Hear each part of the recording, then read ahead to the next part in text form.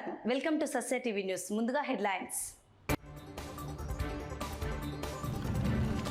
ప్రజలు సచివాలయాల ద్వారా అన్ని సేవలను పొందవచ్చునని పేర్కొన్న మున్సిపల్ చైర్పర్సన్ మహబూబునిసా.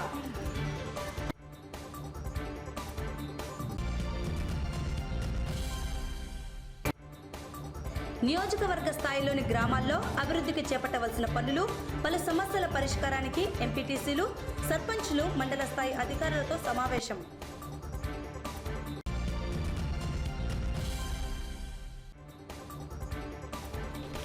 రైతు సోదరులు విత్తనాలను అధికృత డీలర్ల వద్ద ఆర్బీకేలలో కొనుగోలు చేయాలని సూచించిన వ్యవసాయ శాఖ సహాయ సంచాలకులు డాక్టర్ రాజశేఖర్.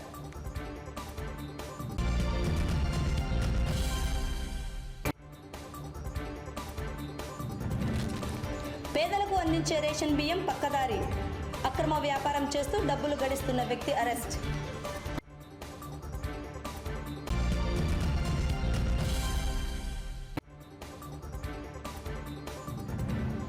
రామకృష్ణ డిగ్రీ కళాశాలలో హెటరో ఫార్మా కంపెనీ ఆధ్వర్యంలో ప్లేస్మెంట్ డ్రైవ్.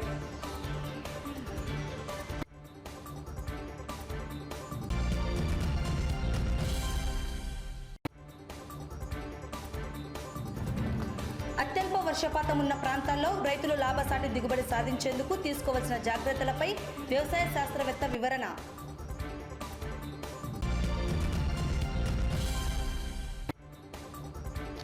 నంద్యాల తహసీల్దార్గా బాధ్యతలు చేపట్టిన శ్రీనివాసులు రెవెన్యూ సమస్యల పరిష్కారానికి, ప్రజలకు మెరుగైన సేవలను అందించేందుకు కృషి చేస్తానని పేర్కొన్న నూతన తహసీల్దార్.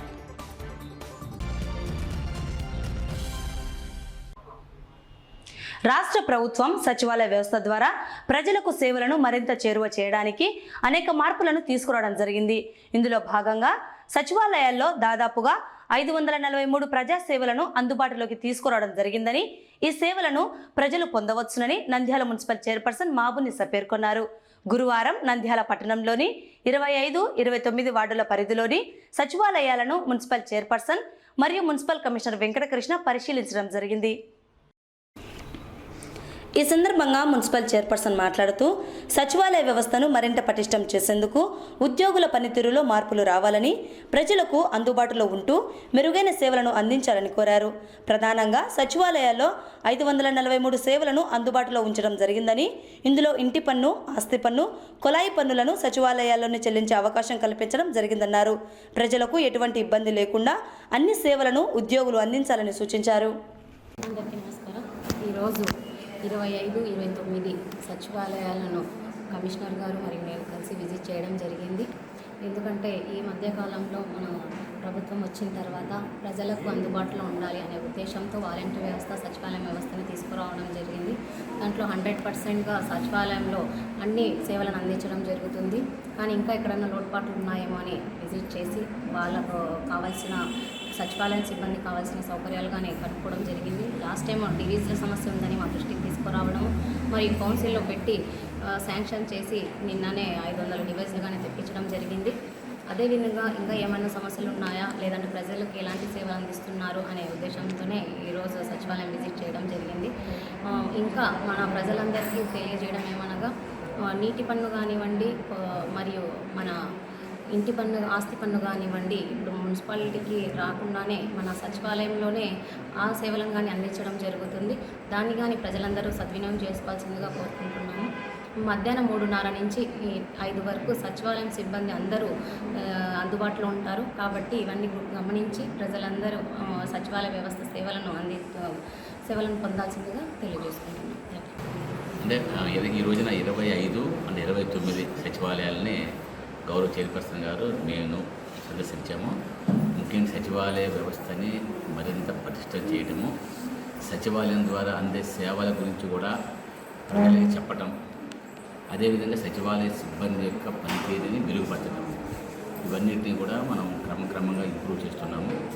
ముఖ్యంగా ఇప్పుడు కొత్తగా ఏంటంటే వాటర్ ట్యాక్స్, అంటే మున్సిపాలిటీకి సంబంధించిన కుళాయి పన్నులు కానీ, అదేవిధంగా ఇంటి పన్నులు కానివ్వండి, అవి కూడా మన యొక్క సచివాలయంలోనే కట్టచ్చు. ఇంతకుముందు ఆల్రెడీ కరెంటు బిల్లు కడుతున్నారు. చివరికి మన ట్రాన్స్పోర్ట్ డిపార్ట్మెంట్ వాళ్ళు కనుక పెనాల్టీ ఇస్తే ఆ చలాన్స్ కూడా కట్టించుకున్నాం. రెండు తోడుగా ఇప్పుడు ముఖ్యంగా ఇప్పుడు అందరికీ ఇబ్బందిగా ఉండేటువంటి వాటర్ ట్యాక్స్ కానివ్వండి, ప్రాపర్ ట్యాక్స్ కానివ్వండి, ఇవి రెండు కూడా మనం కట్టించుకుంటున్నాము. కాబట్టి ప్రజలు మున్సిపల్ ఆఫీస్ రావాల్సిన అవసరం లేదు, ఇక్కడే కట్టచ్చు. అదే దాదాపు 543 సర్వీసులు మనం ఇక్కడ ఇస్తున్నాము. ఆ 543 సర్వీసుల బోర్డు కూడా బయట పెట్టాము మనం. డెఫినెట్గా ప్రజలు సచివాలయం ద్వారానే అన్ని సేవలు పొందాలని చెప్తున్నాము.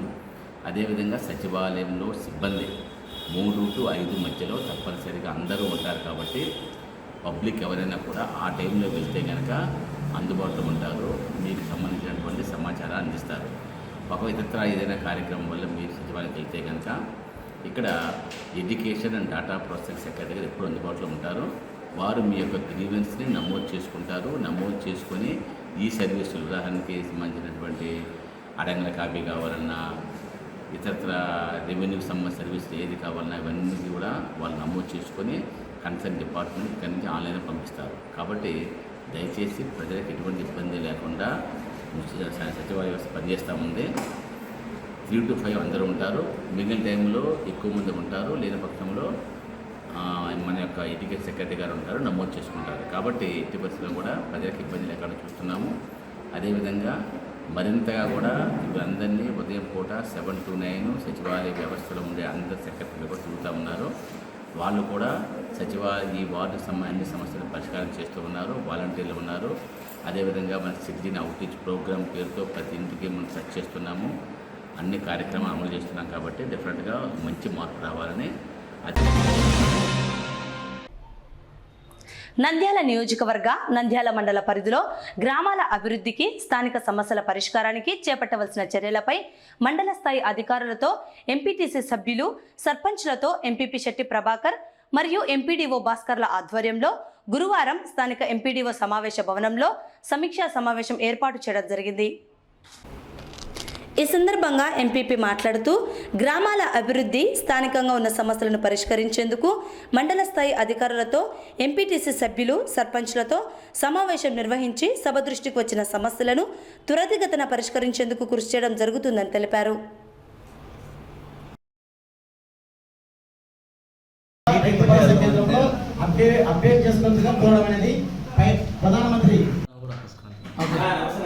నమస్తే కిషోర్. ఓకేనా?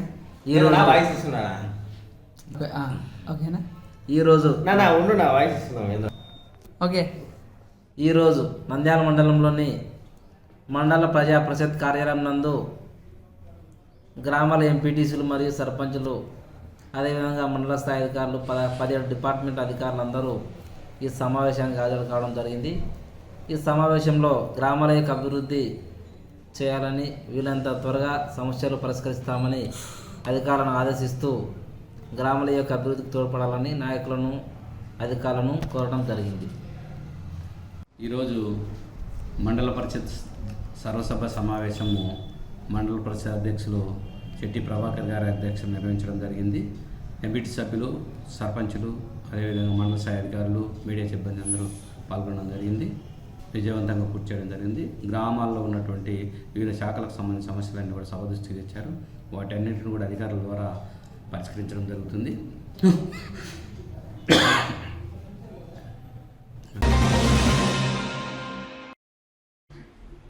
నంద్యాల సబ్ డివిజన్లోని 6 మండలాల్లో ఉత్పత్తి చేసే విత్తనాలు దేశ, అంతర్జాతీయ స్థాయిలో ఎగుమతులు అవుతున్న నేపథ్యంలో ఎటువంటి ఆధారాలు లేకుండా నకిలీ విత్తనాలు ఉన్నాయని రైతు సోదరులను అభద్రతా భావంలోకి నెట్టేస్తున్నారని, ఇది సరైన పద్ధతి కాదని వ్యవసాయ శాఖ సహాయ సంచాలకులు డాక్టర్ రాజశేఖర్ స్పష్టం చేశారు. రైతు సోదరులు విత్తనాలు, ఎరువులు, పురుగు మందులను లైసెన్సులు ఉన్న అధికృత డీలర్ల వద్ద లేదా ఆర్బీకేల వద్ద కొనుగోలు చేసి రసీదులు పొందవచ్చన్నారు. లైసెన్సులు లేకుండా విత్తనాలు విక్రయించే వారిపై చట్టపరంగా వ్యవసాయ శాఖ అధికారులు చర్యలు తీసుకోవడం జరుగుతుందని తెలిపారు. ఈ సందర్భంగా వ్యవసాయ శాఖ సహాయ సంచాలకులు మాట్లాడుతూ నంద్యాల ప్రాంతం విత్తనోత్పత్తికి అనుకూల ప్రాంతమని, ఇక్కడ నుండి విత్తనాలు దేశంలో, అంతర్జాతీయ స్థాయిలో పేరు ఉన్న కంపెనీలు ఎగుమతులు చేస్తున్నాయన్నారు. ఈ పరిస్థితుల్లో రైతులకు నకిలీ విత్తనాలు విక్రయిస్తున్నారని వార్తలు రావడం సరికాదని, ఎటువంటి శాస్త్రీయ ఆధారాలు లేకుండా చెప్పరాదన్నారు. రైతు సోదరులు విత్తనాలు, ఎరువులు, పురుగు మందులను లైసెన్స్ ఉన్న డీలర్ల వద్ద విక్రయించాలని సూచించారు. ఎటువంటి అనుమానాలు ఉన్నా విత్తనాలను, ఎరువులను వైఎస్ఆర్ అగ్రిల్యాబ్ ల్యాబ్ వద్ద పరీక్షలు నిర్వహించి ఫలితాలను తెలియజేయడం జరుగుతుందని తెలిపారు. వ్యవసాయ శాఖ అధికారులు ఎప్పటికప్పుడు అన్ని తనిఖీలు చేపట్టడం జరుగుతుందని, రైతు సోదరులు అన్ని జాగ్రత్తలు తీసుకుని పంటలను సాగు చేయాలని కోరారు. నమస్కారం.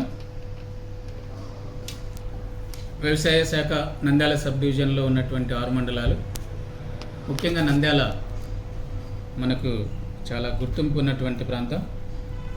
మరి ఇట్లా దేశీయ స్థాయిలో అదేవిధంగా మరి అంతర్జాతీయ స్థాయిలో కూడా విత్తనోత్పత్తికి అనుకూలమైనటువంటి ప్రాంతం. అదేవిధంగా మరి దేశ విదేశాల్లో ఉన్నటువంటి కంపెనీలు కూడా నంద్యాల ప్రాంతంలో, ముఖ్యంగా ఇప్పుడు నంద్యాల జిల్లా అయింది కనుక నంద్యాల ప్రాంతంలో వివిధ కంపెనీలకు సంబంధించినటువంటి విత్తనాలన్నీ కూడా ఇక్కడ ఉత్పత్తి అవుతూ ఉంటాయి.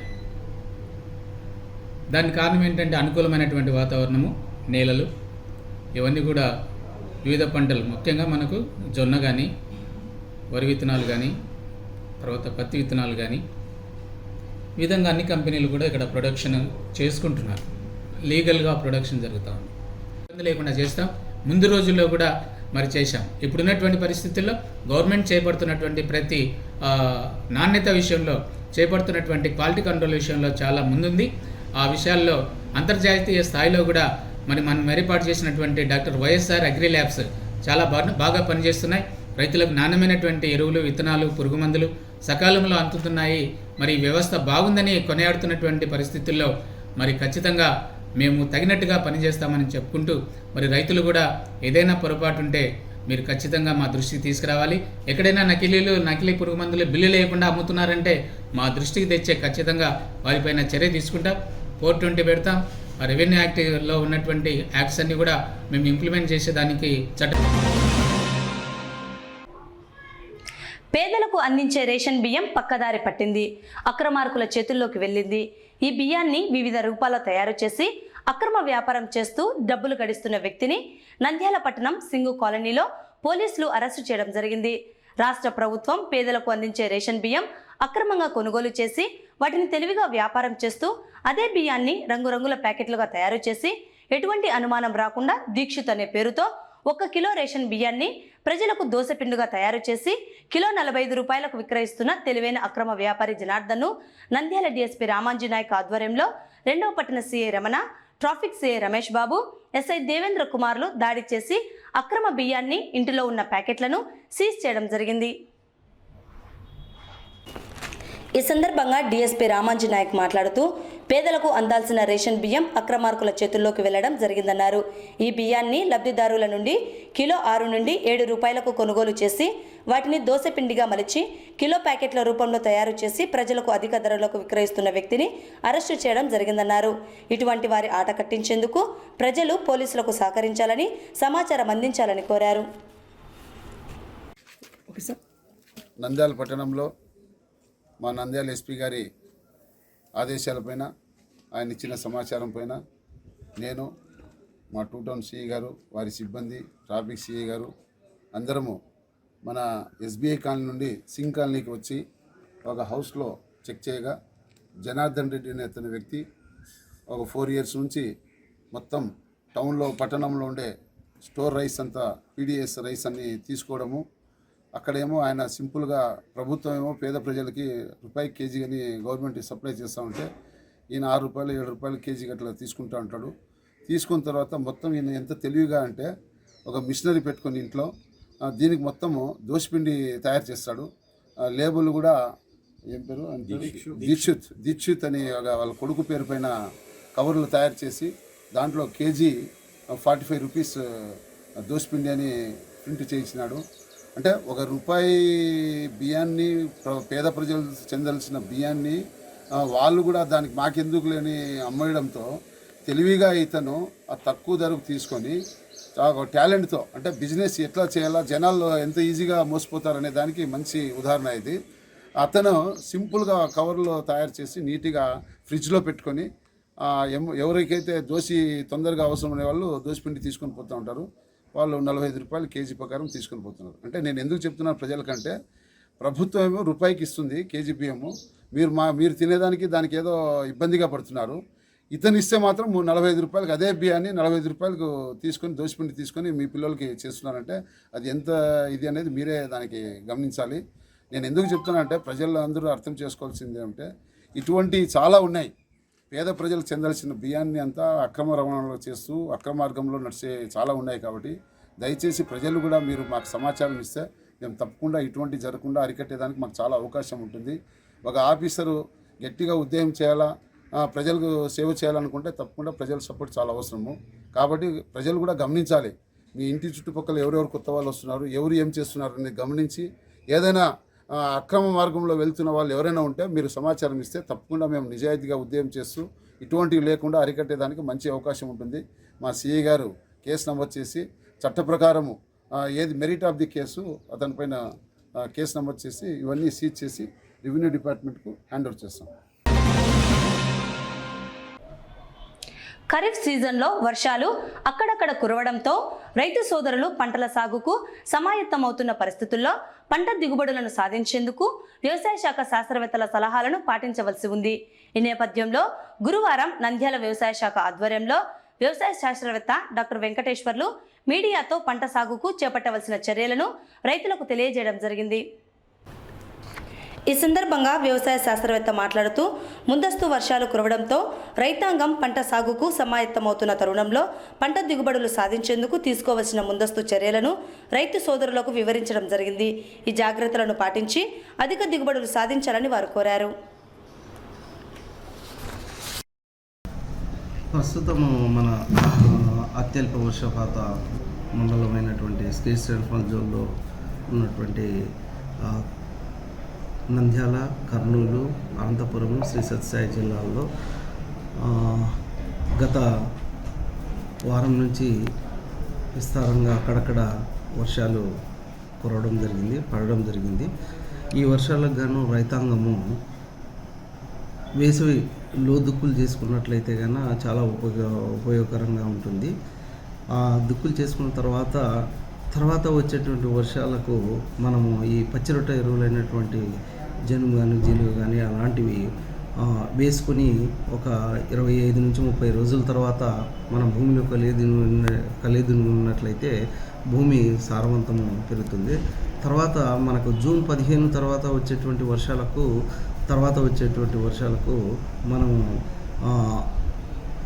మెట్ట ప్రాంతాలకు ఉన్నటువంటి వివిధ పంటలు వాటిలో ఉన్నటువంటి రకాలను మనం సరైన రకాలను ఎన్నుకొని విత్తుకున్నట్లయితే కన్నా రైతుకు లాభసాటిగా ఉంటుంది. మనందరికీ తెలిసిందే. ఇంకోటి విత్తన శుద్ధి కూడా చెప్తాను. రైతాంగము విత్తనం విత్తుకునే ముందు ప్రధానంగా ఆచరించవలసింది ఏంటంటే విత్తన శుద్ధి. ఇది చాలా అవసరము. విత్తన శుద్ధి ఏ పంటకైనా విత్తన శుద్ధి విత్తుకున్నట్లయితే మనం పంటను దాదాపు ఒక 18 నుంచి 20 రోజుల వరకు ఈ రసం పీల్చే పురుగులు, పంటపై ఆశించేటువంటి వివిధ రకాలైనటువంటి రసం పీల్చే పురుగుల ఉధృతి నుంచి మనం పంటను కాపాడుకోవచ్చు. కాబట్టి రైతాంగము తప్పనిసరిగా విత్తనం విత్తుకునే ముందు విత్తన శుద్ధి ఖచ్చితంగా చేసుకోవాలి. ఈ విత్తన శుద్ధి కొరకుగాను మనకు ఫస్ట్ నీళ్ళ మందు అంటే సొల్యూషన్ ఎండాక్లోరోపిడ్, దాన్ని కాన్ఫిడార్ అని అంటారు. ఎండాక్లోరోపిడ్ వేరుశెనగలు అయితే కన్నా మనకు 1 కేజీ విత్తనానికి 2 మిల్లీలు పట్టించి ఎత్తుకోవాలి. ఆ పంటను బట్టి ఈ రసాయనిక పురుగు మందు మోతాదు ఆధారపడి ఉంటుంది. కాబట్టి విత్తన శుద్ధి ముందు నీళ్ళ మందుతోని విత్తన శుద్ధి చేసుకొని తర్వాత పొడి మంది అంటే తెగుల్లో మందు అయినటువంటి మ్యాంకోజెబ్ కానీ లేదా క్యాప్టాన్ కానీ మనకు విత్తన శుద్ధి పొడి మందు కలిగినటువంటి శిలీంద్రనాశిని పొడి మందును విత్తన శుద్ధి చేసుకొని నీడలో ఆరబెట్టుకొని మరుసటి రోజు విత్తుకున్నట్లయితే మనకు ఈ నేల ద్వారా సంక్రమించేటువంటి తెగుళ్ళు కానీ అట్లాగే ఈ పంటపై ఆశించేటువంటి రసం పీల్చే పురుగుల నుంచి కూడా పంటను దాదాపు 18 నుంచి 20 రోజులు పంటను కాపాడుతుంది. కాబట్టి రైతాంగం తప్పనిసరిగా విత్తన శుద్ధి చేసుకొని విత్తుకున్నట్లయితే కనుక మన పంటను సాధ్యమైనంత వరకు ఈ మొదటి దశలో ఆశించేటువంటి రసం పీల్చే పురుగుల నుంచి, అట్లాగే నేల ద్వారా ఆశించేటువంటి తెగుళ్ళను కూడా మనం సమర్థవంతంగా నివారించుకోవచ్చు.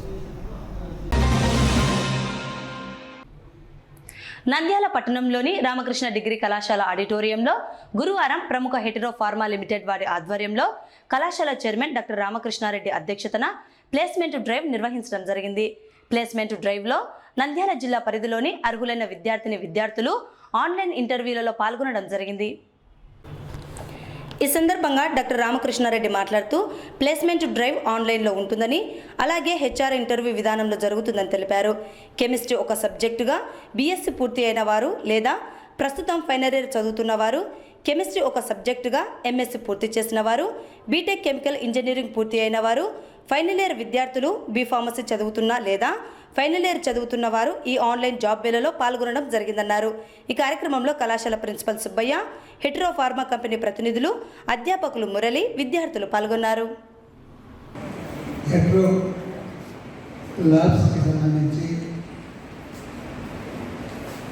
క్యాంపస్ డ్రైవ్ని నిర్వహించడానికి చేసినందుకు హెటెరో ల్యాబ్స్ వారికి ధన్యవాదాలు తెలియజేస్తున్నాను. అలాగే ఆర్గనైజ్ చేసినటువంటి సత్యనారాయణ గారికి, వారి బృందానికి అందరికీ కూడా అభినందనలు తెలియజేస్తున్నాను. క్యాంపస్ ప్లేస్మెంట్ డ్రైవ్ అన్నటువంటిది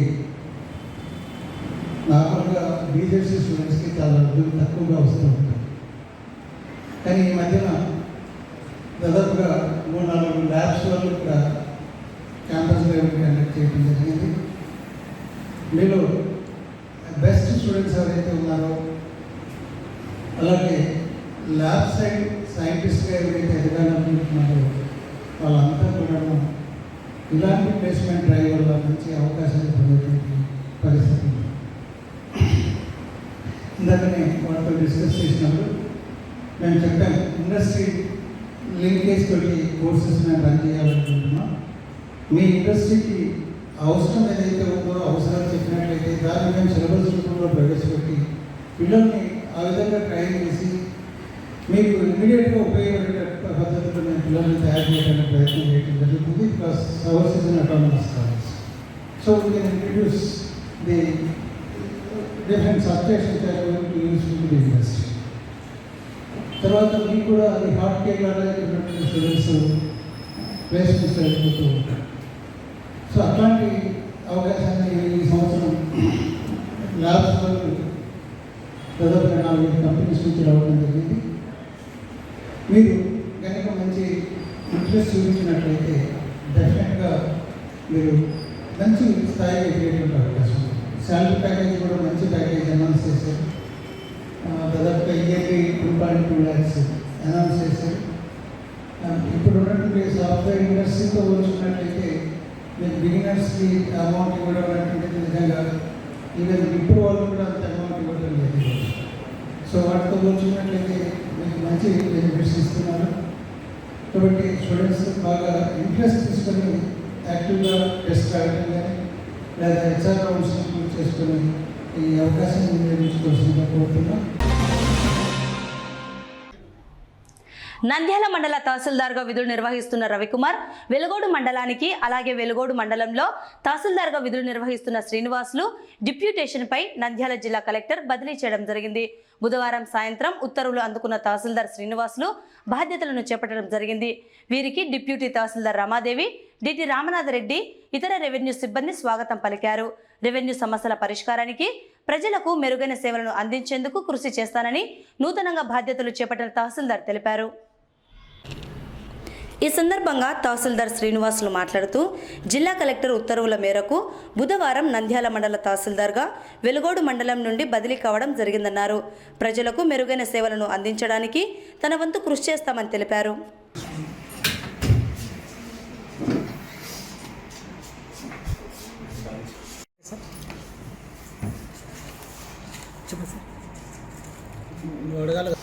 నా పేరు శ్రీనివాసులు, పి శ్రీనివాసులు.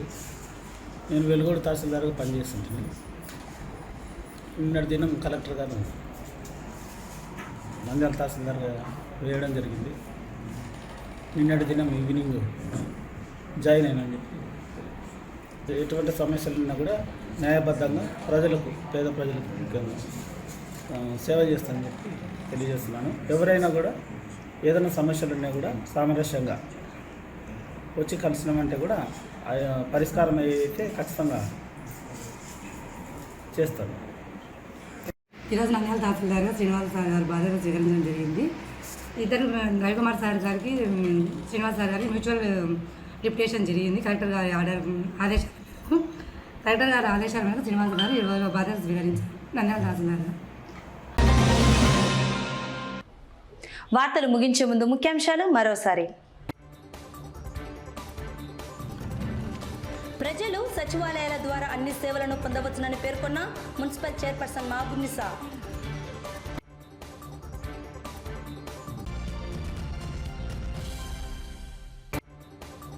నియోజకవర్గ స్థాయిలోని గ్రామాల్లో అభివృద్ధికి చేపట్టవలసిన పనులు, పలు సమస్యల పరిష్కారానికి ఎంపీటీసీలు, సర్పంచ్లు, మండల స్థాయి అధికారులతో సమావేశం.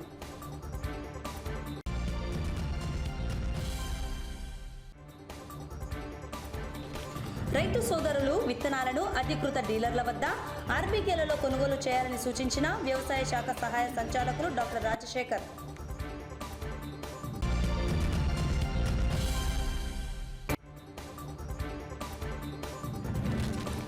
పేదలకు అందించే రేషన్ బియ్యం పక్కదారి, అక్రమ వ్యాపారం చేస్తూ డబ్బులు గడిస్తున్న వ్యక్తి అరెస్ట్.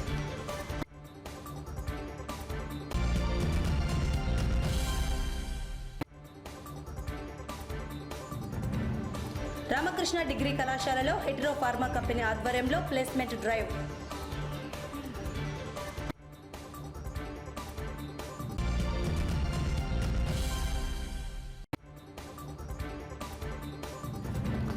అత్యల్ప వర్షపాతం ఉన్న ప్రాంతాల్లో రైతులు లాభసాటి దిగుబడి సాధించేందుకు తీసుకోవాల్సిన జాగ్రత్తలపై వ్యవసాయ శాస్త్రవేత్త వివరణ.